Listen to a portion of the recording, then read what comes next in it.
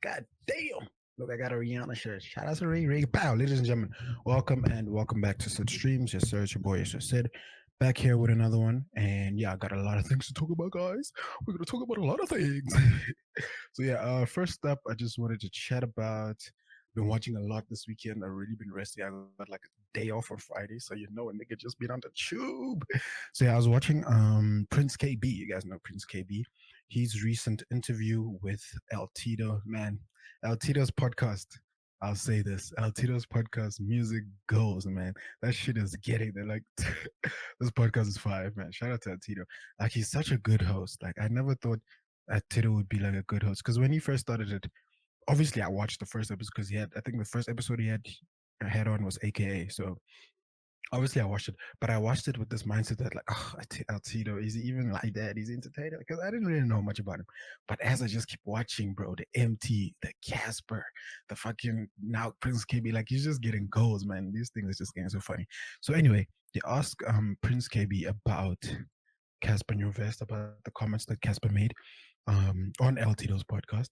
And so Prince KB came in and he came in guns blazing, man. So let's take a listen. This is El Tito's podcast. He's got Prince KB on. Um, Moving on from Black Coffee. I mean, you mentioned Cassper. We might as well bring him to this phone. Yeah, sure. You and Cassper, this B5 fail, man. Kidding me? You guys have been speaking about this for. Hold on. Let me just double speed it. It's a bit too slow. Wild, going back and forth. You guys were supposed to have a boxing match. It didn't happen. There's been a lot of antics. I mean, Cassper came to our podcast. Had a couple words for you. I don't know if you guys have that ready. I mean, you had a fallout with let's start with Prince KB. Prince KB is just a fucking like I don't even want that's a boring one. He's an idiot. Okay, mind you, this is the first time Cassper. Remember, Cassper came on the podcast twice. This is the first time he came, so this could be old feelings, It's not like the recent time where he just came. So give Cassper some slack before you get onto it. So whatever, and then he was supposed to go fight. I'm waiting for him to grow some balls so he can go fight. But I think it's dead. It doesn't even matter. But he's actually such a big fan. That's what he is. Yeah, he's a big fan. I don't know what I did. Maybe one day I didn't greet him properly. And then he got mad. I don't know. You know how fans be, man. I'm just saying, you know how fans be. Like, yeah. So like, he's just a fan. Casper's foul. Imagine an artist calling another artist a fan. Like, damn, bro, come on, put some respect on my name, bro. Yeah, I could be a fan, but don't be addressing me like a fan. Jeez. Interesting, very interesting. I don't know where to start, but when I look at Cassper, and because we are here in the circle of art as artists, right? And I'm just addressing the fan part. Okay, yeah, the fan part. So I'm gonna try to be very clean with this, right? The part where he says I'm a fan, I feel like Cassper as an artist is not a creative per se, right? I mean this in the most respectful way, right? I'm not trying to troll or anything like that. So when you look at an artist, let's say an artist exists for 5 years. When someone says respectfully, or when they say they mean something with respect, just know they're about to say the most disrespectful shit ever. In those 5 years, they release music every year, right? They release music every year, and 2017, okay, sharp, this song is nice. 2018, it's a different song. There's no signature sound that you can relate to. 2019, it's a different song. He's coming with the hits, but now it's different songs every time. So I feel like there's no way a true artist can make different songs every year. A true artist is someone that does make music with their own ability. I don't know about that. I don't know about that. If we look at, okay, so I understand what he's saying. Obviously, Casper's had his run of hits. Dog Shabelela, Puma Game, what's that one? Shasha, Tito Moen, the Siatandan. He's had like a lot of different, and I get what he's saying, different hits like that belong almost like different genres. They're not all like hip hop. But I don't necessarily think that's a bad thing. For me, that's actually a point up. Like to be able to make different hits in different genres. That's Drake level. That's what Drake does.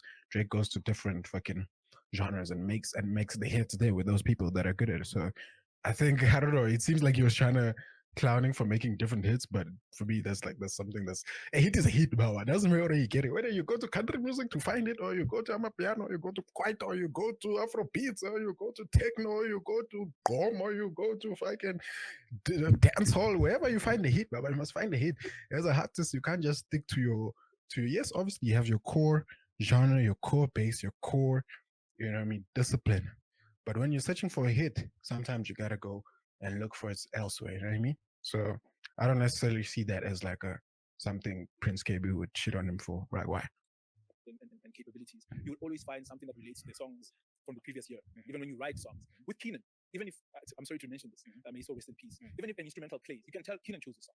Yeah, you can tell he co-produced or whatever the case. So I'm addressing this artist thing because I just don't believe Cassper is a creative for me. I think he's pretty much saying Cassper doesn't have like a solid sound, and I get that was a good example with the Keenan, because like when you listen to AK's music, you kind of already know, like before even you hear vocals or anything, you can sort of hear this is an AKA song, whether it's his signature, the three step, the three sound before something, because he always says that that three sound, or it's a like a really old sample. As soon as you hear like a really old sample and it's chopped up and played with, you already immediately your mind is like, nah, this is definitely AKA. You know what I mean? So I kind of get what he's saying. With Cassper, sometimes it's difficult to tell whether this is Casper's song, whose song is this, what's happening there, when's then, what did he do, did he write, did he put in, you know what I mean? So I get what he's saying. Me personally, do you understand? And I'm not a fan of people that are not creative, so I'm just trying to address that. I'm not a fan of Cassper. I got love for him because hey, the colored guy was coming on too strong. I feel sorry for that. Let's give him his moment. So you say, so you're saying niggas were only rocking with Cassper because the colored guy, AKA, was rocking too much? Nah, come on. I don't think that's valid. I mean, sure, AKA he did blow up first. He did start popping first. But I think niggas just related to Cassper a lot. You know what I mean? Like, it's black, it's Tuanes from the Kasi. So a lot of people gravitated to him. So I don't think people necessarily only gravitated to him because he was like the strong opposition, but I think also because he was the underdog. He was making good music and he was relatable. It was very, very, very much relatable, for a lot of people, he still is, but I don't know. I feel like he's lost a bit of touch. But let's let him finish. So but this is from an artist point. I'm just speaking as an artist, evaluating another artist. For me personally, there has to be something that is a signature sound, like a signature, something that I can relate to from a previous work. Even a signature sound. I know I'm anticipating something. You might change a few things, but I know I'm anticipating something. But we can mention. I can mention a couple of Cassper songs. Dr. Beleza, and what's his other biggest song? Yeah, but which other one can you think of? Nine, I know Dr. Beleza. Yeah, they have like a trappy sound. They are similar. Do you find similarities in all the songs? Oh, not all the songs, but with Tito Mboweni and Dr. Beleza, there is a similarity. No, I don't share the same view. I'm just addressing the fan part. I don't think I'm a fan. I mean, Dr. Beleza, Tito Mboweni, Shebeleza, Dog. I mean, I feel like different tempos though. Tito Mboweni is a higher tempo, so it's more. Whereas Dr. Beleza is like a lower tempo. But there are similarities. I mean, that was Cassper starting out. Obviously, when you're starting out, Tito Mboweni was obviously from a template of like a Dr. Beleza. You know what I mean? So when you're starting out and anything that's a hit, you're going to use that template to try and make another hit. So, and if you're able to replicate it and use the template good again. So, yeah, I don't know. I feel like he's saying a whole bunch of nothing. I don't know. He's not really giving a solid reason why he doesn't fuck with the guy. Like, I'm a fan of creatives. I'm not a fan of Cassper. But his beef is from the whole song that he did with Davido.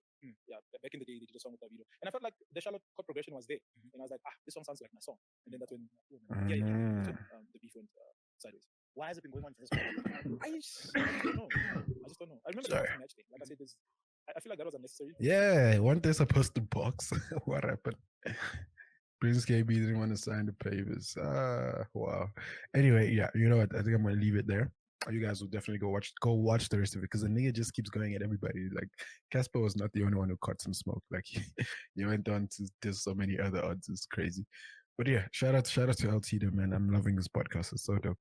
And yeah, shout out to Prince KayBee. All right, cool. Let's move on.